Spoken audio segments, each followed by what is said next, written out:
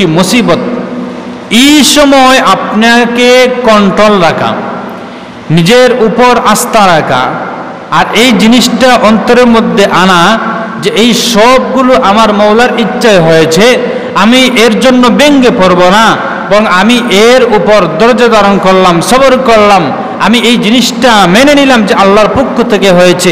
এই জিনিসটার নাম হচ্ছে সবর। আল্লাহ পাক রব্বুল আলামিন তার কালামে হাকিমের মধ্যে বিভিন্নভাবে সবর সম্পর্কে আলোচনা করেছেন। আল্লাহ পাক রব্বুল আলামিন তার একটি আয়াতের মধ্যে বলছেন, ইয়া আইয়ুহাল্লাযীনা আমানুস্তাঈনু বিস-সাবরি ওয়াস-সালাহ ইন্নাল্লাহা মা'আস-সাবিরিন। আল্লাহ পাক রব্বুল আলামিন এই আয়াতের মধ্যে সবর সম্পর্কে আলোচনা করতে যাচ্ছেন। আল্লাহ কি বলছেন? ইয়া আইয়ুহাল্লাযীনা আমানুস্তাঈনু, হে ঈমানদার গোলামেরা, হে ঈমানদার বান্দিরা, তোমরা আমি আল্লাহ পাক রব্বুল আলামিনের কাছে ইস্তাঈনু, সাহায্য প্রার্থনা করো। ইয়া আইয়ুহাল্লাযীনা আমানুস্তাঈনু, হে ঈমানদার গোলামেরা, হে ঈমানদার বান্দিরা, তোমরা আমি আল্লাহ পাক রব্বুল আলামিনের কাছে সাহায্য প্রার্থনা করো, আমি আল্লাহর কাছে চাও। কিভাবে? ইস্তাঈনু বিস-সাবরি ওয়াস-সালাহ। আল্লাহ পাক রব্বুল আলামিন তার এই আয়াতের মধ্যে মুমিনদেরকে, মুসলমানদেরকে, তার বান্দাদেরকে আল্লাহ তাআলা জানিয়ে দিচ্ছেন, হে আমার ঈমানদারেরা, হে আমার ঈমানদার বান্দিরা, আমি আল্লাহ তোমাদেরকে বলছি, ইয়া আইয়ুহাল্লাযীনা আমানুস্তাঈনু। আল্লাহ ঈমানদার শব্দ বলে আমাদেরকে সম্বোধন করে বলছেন, ইয়া আইয়ুহাল্লাযীনা আমানুস্তাঈনু বিস-সাবরি ওয়াস-সালাহ, যে তোমরা আমি আল্লাহর কাছে চাও, আমি আল্লাহর কাছে সাহায্য প্রার্থনা চাও। কিভাবে? বিস-সাবরি ওয়াস-সালাহ, সবর এবং নামাজের মাধ্যমে। সুবহানাল্লাহ। এরপরে আল্লাহ পাক রব্বুল আলামিন এই আয়াতের মধ্যেই যারা ধৈর্য ধারণ করবে, সবর করবে, তাদের সম্পর্কে আল্লাহ এই আয়াতের মধ্যে বলছেন। আল্লাহ নিজে বলছেন, ইন্নাল্লাহা মা'আস-সাবিরিন। আল্লাহ পাক রব্বুল আলামিন যে সমস্ত বান্দা ধৈর্য ধারণ করে, যে সমস্ত বান্দা সবর করে, তাদের সম্পর্কে আল্লাহ বলছেন, হে আমার ঈমানদার গোলামেরা, তোমরা যে সমস্ত বান্দা তোমার সম্মুখে যেই মুসিবত আসুক না কেন, যেই বিপদ আসুক না কেন, এই সময় যদি হে বান্দা তুমি সবর করতে পারো, মেনে নিতে পারো, তাহলে তোমার প্রথম পুরস্কার হলো, জেনে রাখো আমি আল্লাহ এই সমস্ত সবরকারী বান্দাদের সাথে রয়েছি। সুবহানাল্লাহ। আল্লাহ তাআলা এই আয়াতের মধ্যে কি বলছেন? ইয়া আইয়ুহাল্লাযীনা আমানুস্তাঈনু বিস-সাবরি ওয়াস-সালাহ। এই সবর আল্লাহ বলছেন আমরা সবর ধারণ করব, ধৈর্য ধারণ করব, সবর করব। এই সবরটা কিভাবে হতে পারে? হে বান্দা, আল্লাহ পাক রব্বুল আলামিন আপনাদেরকে, আমাকে এই পৃথিবীতে পাঠিয়েছেন। আমি যদি খাঁটি ঈমানদার হই, আমি যদি প্রকৃত মুসলমান হই, তাহলে আল্লাহ পাক রব্বুল আলামিন এই জিনিসটা আপনারা সব সময় মনে রাখবেন, আল্লাহ তাআলা তার খাস বান্দাদেরকে বেশি পরীক্ষা করে থাকেন। যে সমস্ত মানুষ আল্লাহ পাক রব্বুল আলামিনের সবচেয়ে প্রিয় বান্দা, এই সমস্ত মানুষকে আল্লাহ পাক রব্বুল আলামিন বেশি পরীক্ষা করেন। এই সমস্ত পরীক্ষার একমাত্র কারণ হলো আল্লাহ তাআলা এই বান্দাকে যাচাই বাছাই করতে চেয়েছেন যে আমার বান্দা কতটুকু আমার উপর আস্থা রাখে, আমার উপর কতটুকু ভরসা রাখে। আল্লাহ পাক রব্বুল আলামিন এই জিনিসটা যাচাই বাছাই করার জন্য আল্লাহ পাক রব্বুল আলামিন বান্দাকে বিভিন্ন সময় বিভিন্ন রকমের পরীক্ষা করেন। আল্লাহ পাক রব্বুল আলামিন ইমানদার বান্দাদেরকে বিভিন্নভাবে আল্লাহ পাক রব্বুল আলামিন পরীক্ষা করেন। আপনি সুস্থ আছেন, সশরীরে সুস্থ মানুষ, হঠাৎ করে আপনি অসুস্থ হয়ে গেলেন, হঠাৎ করে আপনার মধ্যে এমন বেমার, এমন রোগ সৃষ্টি হলো যে রোগের কারণে আপনি বিছানার মধ্যে শায়িত, বিছানার মধ্যে পড়ে গেছেন। একদিন আগে আপনি ভালো ছিলেন, হঠাৎ করে আপনি অসুস্থ হয়ে গেলেন, বিছানার মধ্যে শায়িত। এই সময় যদি আপনার মনে এই জিনিসটা আসে, কি হলো আমি বুঝতে পারলাম না, গতকাল আমি সুস্থ ছিলাম, আজকে আমি হঠাৎ করে অসুস্থ হয়ে গেলাম, কি জিনিসটা বুঝতে পারলাম না। এই সময় যদি আপনার মনে এই জিনিসটা দুর্বলতাটা চলে আসে, তাহলে আপনি সবরকারী বান্দা, আপনি সবর ধৈর্য ধারণকারী বান্দা হতে পারলেন না। বরং ইমানদার এই সময় এই জিনিসটা মনের মধ্যে আসতে হবে যে আমার মালিক আমার জন্য কোনো কল্যাণ কামনা করেছেন, আমার জন্য কোনো কল্যাণ কামনা করেছেন, আমার মওলা আমার জন্য কোনো খয়র রেখেছেন, যার কারণে আল্লাহ তাআলা আমাকে অসুস্থতা দিয়েছেন। অবশ্যই অবশ্যই এর মধ্যে কোনো কল্যাণ নিহিত আছে, কারণ আল্লাহ পাক রব্বুল আলামিন আমাকে এই দুনিয়াতে পাঠিয়েছেন আল্লাহর গোলামি করার জন্য, আর আল্লাহ বিভিন্নভাবে পরীক্ষা করবেন, এটাই আমি জানি। এই জিনিসটা যদি আপনার আমার অন্তরে এই সময় এসে যায়, তাহলে আপনি হচ্ছেন ধৈর্য ধারণকারী বান্দা। আর আল্লাহ পাক রব্বুল আলামিন এই ধৈর্য ধারণ যারা করে, সবর যারা করে, আল্লাহ পাক রব্বুল আলামিন তাদের সুসংবাদ দিতে গিয়ে বলেছেন, হে আমার বান্দারা, তোমার উপর যেই মুসিবত আসুক না কেন, তোমার উপর যে বিপদ আসুক না কেন, এই সময়ের বান্দা যদি তুমি ধৈর্য ধারণ করো, তাহলে হে বান্দা তুমি জেনে রাখো, ইন্নাল্লাহা মা'আস সাবিরিন। আল্লাহ পাক রব্বুল আলামিন নিজেই বলছেন, হে ইমানদার বান্দারা, হে সবর ধৈর্য ধারণকারী বান্দারা, তোমরা জেনে রাখো আমি আল্লাহ পাক রব্বুল আলামিন যে সমস্ত মানুষ ধৈর্য ধারণ করে সবর করে, আমি তাদের সাথে রয়েছি। সুবহানাল্লাহ। এই জন্য আল্লাহ পাক রব্বুল আলামিন আমার সামনে যেই মুসিবত আসুক না কেন, যেই বিপদ আসুক না কেন, এই সময়ে আমার জন্য, আমি ইমানদার হলে আমার জন্য কর্তব্য হবে কি, আমি ধৈর্য ধারণ করব, সবর করব। এখন আমরা জানলাম যে সবরের অনেক গুরুত্ব এবং ফজিলত আছে। এখন একটা বিষয় আপনাদেরকে জানাবো, এই সবর বিভিন্ন পদ্ধতিতে হতে পারে। একটি সবর হচ্ছে আস-সবরু আলা তাআ, অর্থাৎ আল্লাহ এবং আল্লাহর রসুলের অনুসরণ করতে গিয়ে ধৈর্য ধারণ করা, এটি হচ্ছে একটি সবর। এই সমস্ত এই পয়েন্টগুলোর ব্যাখ্যা করতে গেলে অনেক সময়ের প্রয়োজন। যে সবর হচ্ছে তিন প্রকার। প্রথম প্রকার সবর হলো আস-সবরু আলা তাআ, অর্থাৎ আল্লাহ এবং রসুলের অনুসরণ করতে গিয়ে সবর করা। এই আল্লাহ এবং রসুলের সবর, আল্লাহ এবং রসুলের অনুসরণ কিভাবে? আল্লাহ পাক রব্বুল আলামিন আপনাকে আমাকে এই দুনিয়াতে পাঠিয়েছেন আল্লাহর গোলামি করার জন্য, আল্লাহ তাআলার গোলামি করার জন্য, আল্লাহর উপাসনা করার জন্য। আপনি আল্লাহর গোলামি করবেন, 5 ওয়াক্তের নামাজ পড়বেন। এই নামাজের মধ্যবর্তী সময়ে আপনাকে শয়তান বিভিন্ন ওয়াসওয়াসা দেবে, শয়তান ওয়াসওয়াসা দেবে। শয়তান নামাজ না পড়ার জন্য বিভিন্ন কুমন্ত্রণা আপনার আমার অন্তরে দেবে, হে হে দোস্ত, তুমি নামাজ পড়ো না, তুমি শুয়ে থাকো, শুয়ে থাকলে তোমার শরীরটা ভালো থাকবে, এত দূর মসজিদে যাওয়া তোমার জন্য কষ্টকর হবে। এইভাবে শয়তান আপনার আমার অন্তরে ওয়াসওয়াসা দিতে থাকে। বিশেষ করে ফজরের নামাজের সময় শয়তান বিভিন্ন পদ্ধতিতে আমাদেরকে ওয়াসওয়াসা দেয়, আমাদেরকে মজার ঘুম পড়িয়ে দেয়। এই সময় বান্দা আল্লাহকে খুশি করার জন্য বান্দার অন্তরে এই জিনিসটা আসে। আমার মওলা বলেছেন ফজরের নামাজ পড়ার জন্য, মুয়াজ্জিন আজান দিয়েছেন, নামাজের জন্য এলান করেছেন। এখন আমি কিছুদিন করে থাকতে পারি না, লেফের মধ্যে শুয়ে থাকতে পারি না। এইভাবে শয়তানের সাথে জিহাদ করে, যুদ্ধ করে যে বান্দা ফজরের নামাজটা তার মওলাকে খুশি করার জন্য আদায় করতে পারলো, এই বান্দাটা হচ্ছে একরকম সবর ধৈর্য ধারণকারী বান্দা। সুবহানাল্লাহ। কারণ এটাও একটি সবর। কারণ শয়তান আপনাকে ওয়াসওয়াসা দিচ্ছে যে হে বন্ধু নামাজে যেও না, কিন্তু আপনি শয়তানকে উপেক্ষা করে, কষ্ট করে, না আমি এই জিনিসটা মেনে নিতে পারবো না, আমি মওলাকে খুশি করতেই হবে, এই যে একটি জিহাদ করলেন, শয়তানের সাথে লড়াই করলেন, এই লড়াইয়ের নামও একটি সবর। আর এটি হচ্ছে আস-সবরু আলা তাআ। আর রসুলের অনুসরণ কিভাবে? আল্লাহ রসুল বলেছেন, হে আমার উম্মত, আমি রসুলের উসওয়াকে অনুসরণ করো, আমি রসুলের আদর্শকে তোমার মধ্যে বাস্তবায়ন করো। আর যদি আমি কি করতে পারি, রসুলের উসওয়া, রসুলের আদর্শকে আমার মধ্যে বাস্তবায়ন করতে পারি, তাহলে এটি হচ্ছে রসুলের অনুসরণ।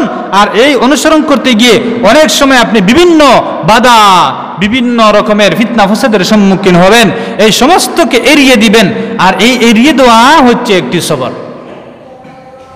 দ্বিতীয় নম্বর সবর হলো আসসাবরু আনিল মাসিয়া, গুনাহ থেকে বেঁচে থাকা। গুনাহ থেকে বেঁচে থাকা একটি সবর। কিভাবে? আপনি আমি মানুষ হিসাবে আমার পক্ষ থেকে গুনাহ হওয়াটাও স্বাভাবিক, গুনার কাজ হওয়া স্বাভাবিক। এই জিনিসটা আশ্চর্যজনক কোনো জিনিস নয় যে আপনি মানুষ জীবনে কশ্চিমকালও গুনাহ করতে পারবেন না, এরকম নয়। মানুষ হিসাবে গুনাহ খাতা এগুলো স্বাভাবিক।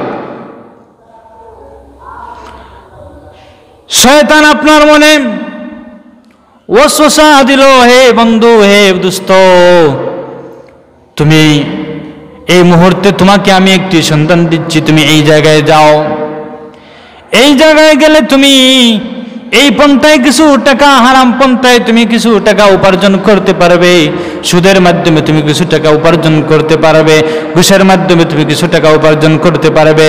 এইভাবে শয়তান আপনাকে আমাকে ওয়াসওয়াসা দিল, শয়তান আপনাদেরকে ওয়াসওয়াসা দিল, শয়তান আপনাকে একটি কুমন্ত্রণা দিল। এইভাবে শয়তান বলল, হে ভাই, অমুক এলাকায় একজন সুন্দরী মহিলা রয়েছেন, তুমি তার সাথে এইভাবে অপরাধজনক কাজে জড়িত হতে পারবে, তোমার জন্য একটি সুযোগ আছে। এইভাবে শয়তান আপনার মনের মধ্যে ওয়াসওয়াসা দিল, আপনার মনে কুমন্ত্রণা দিল। এই সময় আপনি মনে মনে এই জিনিসটা আনলেন, হে শয়তান, হে নফস, এখন যদি আমি এই গুনার কাজে জড়িত হই তাহলে আমার মহান প্রতিপালক আল্লাহ পাক রব্বুল আলামিন নারাজ হবেন। এই জিনিসটা আপনার অন্তরের মধ্যে এনে আপনি শয়তানের সাথে মোকাবেলা করে এই গুনার কাজ থেকে আপনি বিরত থাকলেন। এটি হচ্ছে আসসাবরু আনিল মাসিয়া, গুনার কাজ থেকে বিরত থাকা। এটি হচ্ছে একটি সবর। শয়তান আপনাকে ওয়াসওয়াসা দিল, কিন্তু আপনি এই ওয়াসওয়াসা থেকে নিজেকে রক্ষা করলেন, নিজের নফসের সাথে জিহাদ করলেন, জিহাদ করে বেঁচে থাকলেন। এটিও একটি আপনার জন্য সবর, কারণ আপনি চাইলে তো জড়িত হতে পারতেন। এই হচ্ছে সবরের পদ্ধতি। একটি হলো আসসাবরু আলা তাআ, আরেকটি হলো আসসাবরু আনিল মাসিয়া। এইভাবে সবর, অনেক জাতের সবর রয়েছে। এজন্য বান্দা, আমরা সকল সবর শুকরগুজার বান্দা হতে হবে। এই সবরের কতটুকু গুরুত্ব ফজিলত আপনারা কি জানেন? একটি হাদিস বলি, নবী করিম সাল্লাল্লাহু আলাইহি সাল্লামের একটি হাদিস হযরত আবু সাঈদ খুদরি রাদিয়াল্লাহু তাআলা আনহু থেকে বর্ণিত। তিনি বলেন, হযরত আবু সাঈদ খুদরি রাদিয়াল্লাহু তাআলা আনহু বর্ণনা করেন, একদল আনসারী সাহাবী নবী করিম সাল্লাল্লাহু আলাইহি সাল্লামের কাছে আসলো কিছু চাওয়ার জন্য। তারা নবী করিম সাল্লাল্লাহু আলাইহি সাল্লামের দরবারে আসলো। এসে আল্লাহ রাসূলের কাছে তারা সওয়াল করলো, হে রাসূল, আমাদেরকে কিছু দেন। নবী করিম সাল্লাল্লাহু আলাইহি সাল্লাম এই সমস্ত আনসারী সাহাবাদেরকে তার কাছে যা ছিল তিনি দিলেন। একটু পরে আবার এই সমস্ত আনসারী সাহাবী আল্লাহ রাসূল সাল্লাল্লাহু আলাইহি সাল্লামের কাছে আসলেন। এসে বললেন, হে নবী, আমাদেরকে কিছু সহযোগিতা করুন। আল্লাহ রাসূল সাল্লাল্লাহু আলাইহি সাল্লাম এই সমস্ত আনসারী সাহাবীদেরকে আরো কিছু দান করলেন তার সাথে যা ছিল। আবার এই সমস্ত আনসারী সাহাবী আবার আল্লাহ রাসূলের কাছে আসলো, এসে বলল, হে রাসূল, আপনি আমাদেরকে সহযোগিতা করুন, সাহায্য করুন। নবী করিম সাল্লাল্লাহু আলাইহি সাল্লাম তার সাথে যা ছিল তিনি দিলেন। শেষ পর্যায়ে রাসূল করিম সাল্লাল্লাহু আলাইহি সাল্লাম এই সমস্ত সাহাবায়ে কেরামকে একটি উপদেশ দিলেন। সাহাবায়ে কেরামকে বললেন, হে সাহাবায়ে কেরাম, হে আনসারী সাহাবীরা, তোমরা জেনে রাখো আমি রাসূলের কাছে যেই জিনিস থাকে না কেন আমি তোমাদেরকে দিয়ে দেওয়ার এই মন মানসিকতা আমার মধ্যে আছে। হে সাহাবায়ে কেরাম, আমার কাছে যা ছিল আমি তোমাদেরকে দিয়ে দিচ্ছি। হে সাহাবায়ে কেরাম, তোমাদেরকে আমি একটি উপদেশ দিচ্ছি, তোমরা জেনে রাখো, শুনে রাখো। যদি কোনো মানুষ চাওয়া কারো কাছে সওয়াল করা থেকে বিরত থাকে, তাহলে আল্লাহ পাক রব্বুল আলামিন এই সমস্ত বান্দাকে অন্যের কাছে সওয়াল থেকে বিরত রাখার চেষ্টা করেন। আল্লাহ তাআলা অন্য মানুষের কাছে সওয়াল করা থেকে বাঁচিয়ে রাখেন। হে আমার আনসারী সাহাবীরা, তোমরা জেনে রাখো, যদি কোনো মানুষ তার ব্যক্তিগত পক্ষ থেকে এই মন মানসিকতা তার মধ্যে ফিটিং করে, বাস্তবায়ন করে যে আমি কারো মুখাপেক্ষী হব না, এই মন মানসিকতা নিয়ে যদি কোনো মানুষ আল্লাহর কোনো গোলাম বেড়ায়, তাহলে আল্লাহ পাক রব্বুল আলামিন এই মানুষটাকে অন্যের অমুখাপেক্ষী বানিয়ে আল্লাহ পাক রব্বুল আলামিন সব সময় রাখেন। হে আমার আনসারী সাহাবীরা, তোমরা আমি রাসূলের কাছ থেকে আরো কিছু উপদেশ গ্রহণ করো। যে সমস্ত উম্মত, যে সমস্ত গোলাম অন্য মানুষের দ্বারস্থ হওয়া থেকে আশ্রয় প্রার্থনা করে আল্লাহর কাছে, আল্লাহ পাক রব্বুল আলামিন এই সমস্ত মানুষকে অন্যের মুখাপেক্ষী হওয়া থেকে আল্লাহ তাআলা বাঁচিয়ে রাখেন। হে আনসারী সাহাবী, তোমরা জেনে রাখো, আর যে সমস্ত মানুষ ধৈর্য ধারণ করে সবর করতে পারে, এই সবর হচ্ছে সবচেয়ে কল্যাণকর এবং সবচেয়ে বড় নিয়ামত। হে আমার আনসারী সাহাবীরা, তোমরা জেনে রাখো, সবরের থেকে আর বড় অন্য কোনো নিয়ামত হতে পারে না। সুবহানাল্লাহ। যে রাসূল করিম সাল্লাল্লাহু আলাইহি সাল্লাম আনসারী সাহাবীদেরকে এই হাদিসের মধ্যে কি উপদেশ দিলেন? হাদিসের লাস্টে গিয়ে বুখারী শরীফের হাদিস বললেন যে, হে আমার সাহাবায়ে কেরাম, সবরের গুণ অনেক বড় একটি গুণ।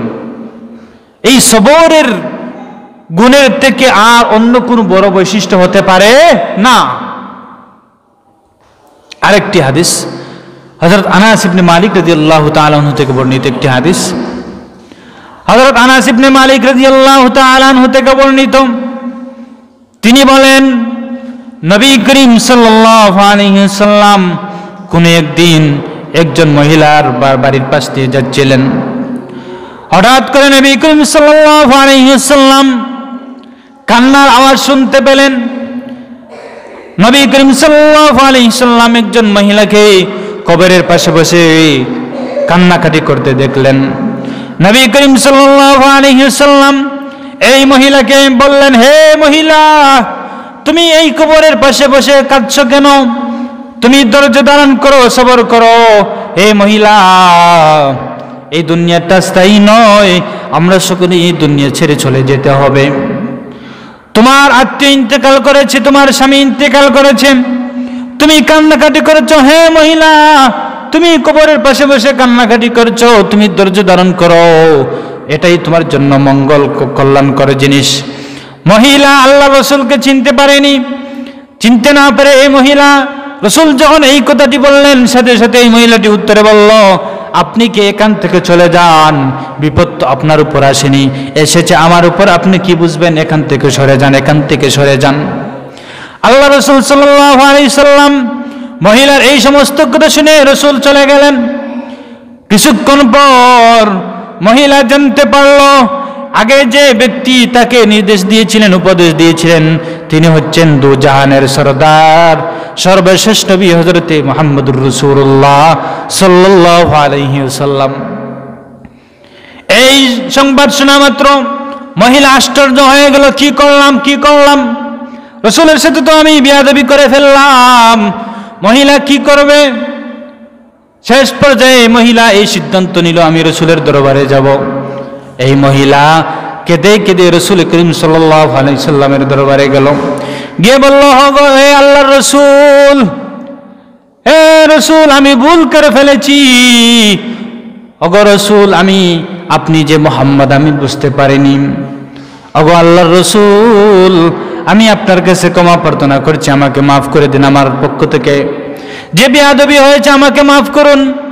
তখন নবী করিম সাল্লাল্লাহু আলাইহি সাল্লাম এই মহিলাকে বললেন, হে মহিলা, তুমি জেনে রাখো, বিপদে সবর হচ্ছে বিপদের প্রথম পর্যায়ের মূল ফাউন্ডেশন। অর্থাৎ যখন বিপদ আসবে আপনার প্রথম কাজ হলো এই সময় কি করা? সবর করা। আর বিপদ যে সময় একেবারে দূর পর্যায়ে চলে যাচ্ছে এই সময় বললেন যাই হোক বিপদ তো আল্লাহর পক্ষ থেকে এসেছে, কি করব, এরকম নয়। বরং যেই সময় বিপদ এসেছে এই সময় প্রথম পর্যায়ে হচ্ছে আপনার কল্যাণকর বা আপনার জন্য মঙ্গলজনক বিষয় হলো সবর করা। ধরুন আপনার একটি মোবাইল ছিল, বর্তমান জমানার সকলের কাছে প্রিয় সম্পদ হচ্ছে মোবাইল। মা বাপ আত্মীয় স্বজন সবকে ছেড়ে দিবে যদি কোনো সন্তানের কাছে মোবাইল থাকে। তাকে যদি বলা হয় তুমি 15 দিন ভাত খেতে পারবে না যদি তোমাকে একটি মোবাইল দিই, তাহলে আমাদের সমাজের ছেলেবেলে যারা আছে তারা এটা জিনিস মেনে নিবে।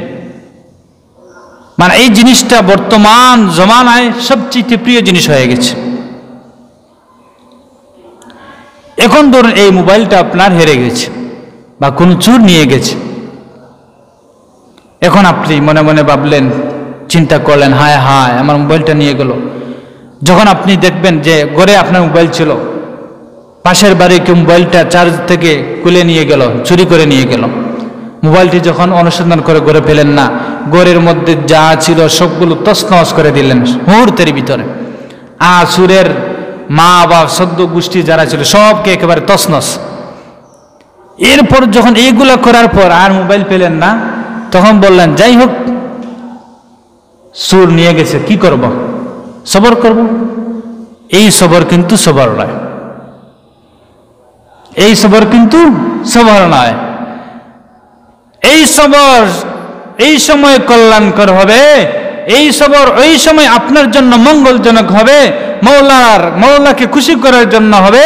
কোন সময়?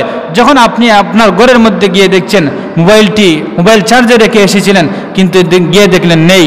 আর এই সময় সর্বপ্রথম আপনি কি করবেন? বললেন যাই হোক চোর নিয়ে গেছে, সবর করলাম, আল্লাহ যদি কোনো ব্যবস্থা করে দেয় আর তার ভিতরে দয়া এসে দিয়ে দে তো ভালো। প্রথম শব্দ কি এসেছে? আমি সবর করলাম। আর যদি আপনি প্রথম পর্যায়ে সুরের সদ্য গোষ্ঠীকে গালি দিয়ে আপনি এরপরে বলেন সবর করলাম, এই সবরের দ্বারা আপনার কোনো সওয়াব হবে না। এজন্য রে বান্দা, এই দুনিয়াটা স্থায়ী নয়, এই দুনিয়া অস্থায়ী দুনিয়া। অনেক সময় আমরা এমন অবস্থায় পৌঁছে যাই, গরিব মানুষ আপনি আমি গরিব মানুষ, অনেক সময় দেখবেন গরিবের উপর বড় বড় মুসিবত আসে, বড় বড় বিপদ আসে। এই সময় গরিব হওয়ার কারণে আপনার মনের মধ্যে অনেক কষ্ট লাগতে পারে। দেখবেন ধনী কোটি কোটি টাকার মালিক, তার কোনো বিপদ নেই, সন্ত্রাসী করে টাকা কোটি কোটি টাকার মালিক, সন্ত্রাসী করে আত্মসাৎ করে কোটি কোটি টাকার মালিক হয়েছে, অন্যায় রাহাজানি করে অনেক সম্পদের মালিক হয়েছে, তার কোনো বিপদ নেই। কিন্তু আপনি 5 ওয়াক্তের নামাজ পড়েন, রোজ আনেন, রোজ খান, কিন্তু আল্লাহ পাক রব্বুল আলামিন আপনাকে এমন একটি কঠিন মুসিবত দিলেন, আপনাকে অনেক বড় একটি বিপদের মধ্যে ফেলে দিয়েছেন, আপনাকে কঠিন বেমার দিয়েছেন, যে বেমারের কারণে আপনি বিছানার মধ্যে শয়িত। এই সময় রে বান্দা, যদি আপনার জবান দিয়ে এই জিনিসটা চলে আসে, আয় আল্লাহ আপনি আমাকে ছাড়া আর কোনো মানুষকে পাননি, আমি গরিব মানুষ, আমাকে আপনি এত বড় মুসিবতের মধ্যে ফেলে দিলেন, এই জিনিসটা যদি রে বান্দা তোমার মনের মধ্যে চলে আসে আর এই শব্দ তোমার মুখ দিয়ে বের হয়, তাহলে মনে করবেন আপনি সবর গুজার, শুকর গুজার বান্দা নন। এই সময় আপনার মনে এই জিনিসটা আসতে হবে, আপনার মনে এই জিনিসটা আসতে হবে, আপনি নিজে নিজে এই জিনিসটা বলতে হবে যে আল্লাহ পাক রব্বুল আলামিন আমার জন্য কোনো কল্যাণ নিহিত রেখেছেন, যার কারণে আল্লাহ আমার উপর এই মুসিবত দিয়েছেন, বিপদ দিয়েছেন, আমি সবর করলাম।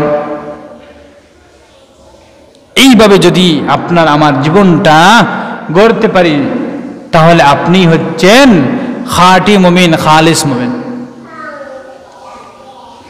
আল্লাহ পাক রব্বুল আলামিন সবর গুজার বান্দাদের সম্পর্কে এই আয়াত, আরেকটি আয়াত বলছি, আল্লাহ পাক রব্বুল আলামিন তার কালামে হাকিমের মধ্যে বলছেন, ইয়া আইয়ুহাল্লাযীনা আমানুসবিরু ওয়াসাবিরু ওয়ারাবিতু। হে ঈমানদার গোলামেরা, আল্লাহ পাক রব্বুল আলামিন তার এই আয়াতের মধ্যে বলছেন, ইয়া আইয়ুহাল্লাযীনা আমানুসবিরু, হে ঈমানদারেরা তোমরা সবর করো। ইয়া আইয়ুহাল্লাযীনা আমানুসবিরু ওয়াসাবিরু ওয়ারাবিতু। আল্লাহ তাআলা বলছেন, এই সবরের উপর তোমরা অটল থাকো, ধৈর্য ধারণ করো, তোমার উপর যে মুসিবত আসুক তুমি অটল থাকো। ওয়াত্তাকুল্লাহ, আর এই সমস্ত বিপদ মুসিবতকে উপেক্ষা করে ধৈর্য ধারণ করো আর মনের মধ্যে আল্লাহর ভয় সৃষ্টি করো। ওয়াত্তাকুল্লাহ, আর আল্লাহর ভয় নিজের মধ্যে ফিটিং করো, তাহলে তুমি কি হবে? ওয়াত্তাকুল্লাহ লাআল্লাকুম তুফলিহুন। আল্লাহ পাক রব্বুল আলামিন সবর গুজার ধৈর্য ধারণকারী বান্দার পুরস্কার স্বরূপ আল্লাহ বলছেন যে, হে বান্দা, যদি তুমি ধৈর্য ধারণ করতে পারো তাহলে আশা করা যায় তুমি সফল কাম হবে। সকলে সুবহানাল্লাহ। আর আরেকটি আয়াতের মধ্যে আল্লাহ তাআলা বলছেন, আগে এই আয়াত বলেছিলাম, ইয়া আইয়ুহাল্লাযীনা আমানুস্তাঈনু বিস-সাবরি ওয়াস-সালাহ ইন্নাল্লাহা মা'আস-সাবিরিন ওয়া লা তাকুলু লিমান ইয়াকতালু ফী সাবিলিল্লাহি আমওয়াত বাল আহইয়াউন ওয়ালাকিন লা তাশউরুন। وَلَنَبْلُوَنَّكُمْ بِشَيْءٍ مِّنَ الْخَوْفِ وَالْجُوعِ। আল্লাহ পাক রব্বুল আলামিন তার এই আয়াতের মধ্যে বলছেন আল্লাহ বান্দাকে কিভাবে পরীক্ষা করবেন। আল্লাহ এই আয়াতের মধ্যে বলছেন, وَلَنَبْلُوَنَّكُمْ بِشَيْءٍ مِّنَ الْخَوْفِ وَالْجُوعِ। আল্লাহ পাক রব্বুল আলামিন বলছেন, হে আমার বান্দা, আমি আল্লাহ তোমাকে বিভিন্ন পদ্ধতিতে পরীক্ষা করব, বিভিন্ন পদ্ধতি পরীক্ষা করব। ওয়ালানাবলুওয়ান্নাকুম বিশাইইম মিনাল খাউফ, কোন সময় আল্লাহ পাক রব্বুল আলামিন বিভিন্ন রকমের ভয় দিবেন, এই ভয়ের মাধ্যমে আল্লাহ তাআলা আপনারা আমাদেরকে পরীক্ষা করবেন। ওয়াল জু, আল্লাহ পাক রব্বুল আলামিন এর মধ্যে বলছেন, কোন সময় আল্লাহ পাক রব্বুল আলামিন আপনাদেরকে আমাকে ক্ষুধার্ত রেখে পরীক্ষা করবেন। আপনার এমন হবে ঘরের মধ্যে বাঁধ থাকবে না, রিজিকের অভাব দেখা দিবে, আপনি খেতে পারবেন না, খাওয়ার কোনো ব্যবস্থা নেই, হঠাৎ করে আপনার ঘরের সমস্ত সামান শেষ হয়ে গেছে, আপনি একেবারে অসহায়, ঘরের মধ্যে কোনো খানি নেই, রিজিক নেই, কিছু নেই। আল্লাহ পাক রব্বুল আলামিন বলছেন, হে আমার ঈমানদারেরা, আমি আল্লাহ পাক রব্বুল আলামিন তোমাদেরকে বিভিন্ন পদ্ধতিতে পরীক্ষা করব। ওয়ালানাবলুওয়ান্নাকুম বিশাইইম মিনাল খাউফি ওয়াল জু' ওয়া নাকসিম মিনাল আমওয়াল। আল্লাহ পাক রব্বুল আলামিন বলছেন, হে আমার ঈমানদারেরা, আমি আল্লাহ পাক রব্বুল আলামিন কোন সময় তোমার মালকে ধ্বংস করার দ্বারা আমি আল্লাহ তাআলা তোমাকে পরীক্ষা করব। আমি আল্লাহ তোমাকে কোটি টাকার মালিক বানিয়েছি, কোটি কোটি টাকার সম্পদ আমি আল্লাহ পাক রব্বুল আলামিন তোমাকে দান করেছি, হঠাৎ করে তোমার এই সম্পদটা বিভিন্ন কারণে চলে গেছে, বা আপনার সম্মুখে বড় একটি দুর্ঘটনা ঘটেছে, আপনি এই সমস্ত সম্পদ বিক্রি করে এই সমস্ত বিপদকে কাটিয়েছেন, হতে পারে। এইভাবে রে বান্দা, আমি আল্লাহ পাক রব্বুল আলামিন তোমার সম্পদকে কমিয়ে দেওয়ার মাধ্যমে, তোমার সম্পদকে দুলিশাত করার মাধ্যমে আমি আল্লাহ পরীক্ষা করতে পারি। ওয়ালানাবলুওয়ান্নাকুম বিশাইইম মিনাল খাউফি ওয়াল জু' ওয়া নাকসিম মিনাল আমওয়াল ওয়াল আনফুসি ওয়াস সামারাত। আল্লাহ পাক রব্বুল আলামিন আরো বলছেন, আল্লাহ তাআলা আমাদেরকে কিভাবে পরীক্ষা করবেন। আল্লাহ তাআলা বলছেন, ওয়াল আনফুস, তোমাদের নফসের দ্বারাও আমি আল্লাহ পাক রব্বুল আলামিন তোমাদেরকে পরীক্ষা করব। কিভাবে? আল্লাহ তাআলা আপনাকে আমাকে বিভিন্নভাবে আমাদের নফসের পরীক্ষা করতে পারেন। আপনি আমি বর্তমানে সুস্থ আছি, হঠাৎ করে অসুস্থ হয়ে যেতে পারি, আপনার মধ্যে কোনো রোগ চলে আসতে পারে, যে রোগের কারণে আপনি বিছানার মধ্যে 3 দিন 5 দিন শায়িত থাকবেন। আপনি সুস্থ ছিলেন, হঠাৎ করে আপনার পেটে ব্যথা শুরু হয়ে গেল। আপনি সুস্থ মানুষ, বাজারে যাচ্ছেন, হঠাৎ করে আপনি স্ট্রোক করলেন, হঠাৎ করে আপনি বড় ধরনের দুর্ঘটনা ঘটে গেল, অসুস্থ হয়ে পড়লেন, হঠাৎ করে আপনার সড়ক দুর্ঘটনা হয়ে আপনার একটি পা চলে গেল। এইভাবে আল্লাহ পাক রব্বুল আলামিন আপনাকে আমাকে নফসের দ্বারা বিভিন্নভাবে আল্লাহ তাআলা পরীক্ষা করতে পারেন। আপনার সন্তান ছিল, সন্তানটি হঠাৎ করে দুর্ঘটনায় ইন্তেকাল করেছে, এটি হচ্ছে নফসের পরীক্ষা। আল্লাহ পাক রব্বুল আলামিন বলছেন, হে আমার বান্দা, আমি আল্লাহ তাআলা তোমাকে বিভিন্ন পদ্ধতিতে পরীক্ষা করব রে বান্দা। এরপরে আল্লাহ শেষ পর্যায়ে আর বলছেন, ওয়াল আনফুসি ওয়াস সামারাত, হে আমার বান্দা, আমি আল্লাহ পাক রব্বুল আলামিন ফল ফসলাদি যেগুলো আছে এগুলো ধ্বংস করার দ্বারা কোনো সময় আমি আল্লাহ তোমাদেরকে পরীক্ষা করে থাকি। আগুন মাস, ফল ভালো হয়েছে, ধান ভালো হয়েছে, হঠাৎ করে বিভিন্ন রকমের পোকামাকড় ধানের মধ্যে আল্লাহ তাআলা দিয়ে দিলেন, যার কারণে ধানগুলো নষ্ট হয়ে গেল। আপনার নারিকেল গাছে অনেক নারিকেল এসেছে, হঠাৎ করে নারিকেলগুলো সবগুলো নষ্ট হয়ে গেল। আপনার কাছে অনেক কাঁঠাল এসেছে, এই কাঁঠালগুলো নষ্ট হয়ে গেল। আপনি অনেক টাকা খরচ করে আপনি চাষাবাদ করলেন, আপনি ফল ফসলাদির গাছ লাগালেন, গাছগুলো মরে গেল। এটি হচ্ছে সামারাতের পরীক্ষা, ফল ফসলাদির পরীক্ষা।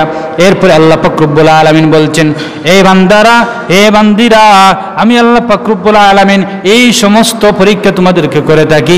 যদি তোমরা এই সমস্ত পরীক্ষার মধ্যে ধৈর্য ধারণ করতে পারো, আল্লাহ পাক রব্বুল আলামিন এই আয়াতের মধ্যে বলছেন, ওয়াল আনফুসি ওয়াস সামারাত ওয়াবাশশিরিস সাবিরিন।